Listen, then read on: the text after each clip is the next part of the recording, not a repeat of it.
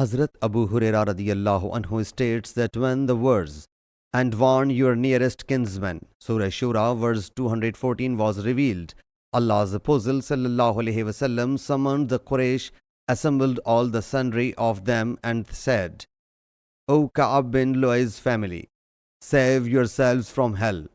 O Murrah bin Ka'ab's family, save yourselves from hell.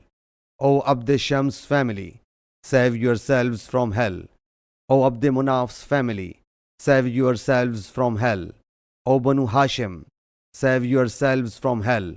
O Banu Abdul Muttalib, save yourselves from hell. O Fatima, save yourself from hell. For I do not own any of Allah's thing on my own.